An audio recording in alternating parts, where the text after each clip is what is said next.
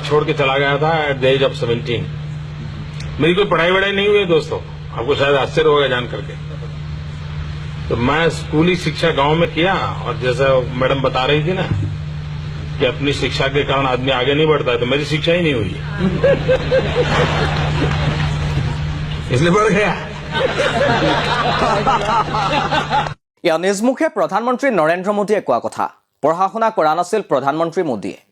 অৱশ্যে এসময়ত অমিত শাহে নৰেন্দ্ৰ মোদীৰ ডিগ্ৰীৰ চাৰ্টিফিকেট সংবাদমেল পাতি ৰাজহুৱা কৰিছিল যদিও তেতিয়াৰ পৰা এই বিষয়ত তুমুল চৰ্চা। বহুতেই এই চাৰ্টিফিকেট ভুৱা বুলি দাবী কৰি আহিছে। সেইগৰাকী নৰেন্দ্ৰ মোদীয়ে ছাত্ৰ ছাত্ৰীক দিয়ে পৰীক্ষাত সফল হোৱাৰ কৃতিপ। 2018 চনৰ পৰা প্ৰধানমন্ত্ৰী নৰেন্দ্ৰ মোদীয়ে ছাত্ৰ ছাত্ৰীক প্ৰদান কৰি আহিছে পৰীক্ষাত উত্তীৰ্ণ হোৱাৰ মূল মন্ত্ৰ। ইয়াক লৈ দেশৰ ৰাজনীতিত তুমুল বিতৰ্ক হৈছিল।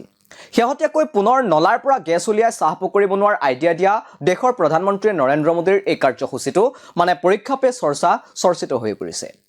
প্ৰধানমন্ত্ৰী নৰেন্দ্ৰ মোদীয়ে স্কুলীয়া ছাত্ৰ ছাত্ৰীক পৰীক্ষাৰ প্ৰস্তুতিৰ বিষয়ে পৰামৰ্শ দিয়া বাৰ্ষিক অনুষ্ঠান পৰীক্ষা পে চৰ্চাৰ নামত বিগত 3 বছৰত 62 কোটিতকৈও অধিক টকা ব্যয় হৈছে। যি সময়ত ছাত্ৰ ছাত্ৰীৰ বাবে নেশ্যনেল টেলেণ্ট চাৰ্চ পৰীক্ষাৰ যোগেদি জলপানী দিয়া বন্ধ কৰি দিয়া হৈছে, সেই সময়তে প্ৰধানমন্ত্ৰীৰ এই অনুষ্ঠানৰ নামত ব্যয় কৰা হৈছে বৃহৎ পৰিমাণৰ টকা। যদি ছাত্ৰ ছাত্ৰীসকলক পূৰ্বৰ দৰে জলপানী দি থকা হ'লহেঁতেন তেনেহ'লে এই 3 বছৰত আনুমানিক প্ৰায় 40 কোটি টকাৰ ব্যয় হ'লহেঁতেন। ইয়াৰ দ্বাৰা বহু অভাৱী তথা মেধা ছাত্ৰ ছাত্ৰী উপকৃত হ'লহেঁতেন। কিন্তু ছাত্ৰ ছাত্ৰীক জলপানী প্ৰদান কৰি উচ্চ শিক্ষা গ্ৰহণত সুবিধা কৰাতকৈ মোদী চৰকাৰে গুৰুত্ব দিলে পৰীক্ষা পে চৰ্চাতহে। 2018 চনত অনুষ্ঠিত কৰা প্ৰথমটো অনুষ্ঠানৰ তথ্য উপলব্ধ নহয় যদিও পৰৱৰ্তী 6 বছৰত এই অনুষ্ঠানৰ বাবদ কেন্দ্ৰ চৰকাৰে ব্যয় কৰিছে মুঠ 78.83 কোটি টকা। আৰু পৰৱৰ্তী 3 বছৰত এই অনুষ্ঠানৰ খৰচ এচলৈকৈ 62.20 কোটি টকা।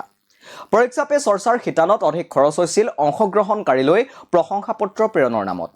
PPC পৰ্টেলত পঞ্জীয়ন কৰা 38 লাখ অংশগ্ৰহণকাৰীলৈ প্ৰশংসা পত্ৰ প্ৰেৰণৰ নামত খৰচ কৰা হৈছিল বৃহৎ পৰিমাণৰ ধন। RTI আইনৰ অধীনত দ্য টেলিগ্ৰাফে লাভ কৰা তথ্য অনুসৰি এই কামৰ দায়িত্ব অৰ্পণ কৰা সংস্থা নেশ্যনেল বুক ট্ৰাষ্টে প্ৰায় 28 কোটি টকা খৰচ হ'ব বুলি অনুমান কৰিছিল। যদি কেন্দ্ৰ চৰকাৰে এই অনুষ্ঠান নকৰিলেহেঁতেন তেতিয়া 3 বছৰৰ স্কলাৰশ্বিপ দিও অতিৰিক্ত এবছৰ অৰ্থাৎ 3 বছৰত পৰীক্ষা পে চৰ্চাত হোৱা খৰচৰে 4 বছৰৰ স্কলাৰশ্বিপ দিব পাৰিলেহেঁতেন চৰকাৰে।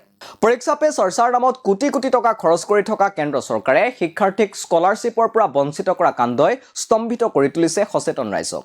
সমান্তৰালকৈ এই প্ৰশ্ন উত্থাপন হৈছে যে প্ৰধানমন্ত্ৰীৰ এই কাৰ্যসূচীৰ পৰা কিমান ছাত্ৰ ছাত্ৰী উপকৃত হৈছে। প্ৰধানমন্ত্ৰীৰ জনসংযোগৰ স্বাৰ্থতেই চৰকাৰে এনে অনুষ্ঠানবোৰৰ মাধ্যমেৰে কোটি কোটি টকা খৰচ কৰি থকাৰ ফলত প্ৰধানমন্ত্ৰীৰ পাব্লিক ৰিলেশ্যন বঢ়াৰ বাদে আন একো লাভ হোৱা নাই বুলি মন্তব্য কৰিছে বহুতেই। কমেণ্ট বক্সত আপোনালোকে জনাওক পৰীক্ষা পে চৰ্চা সন্দৰ্ভত আপোনাৰ কি মতামত।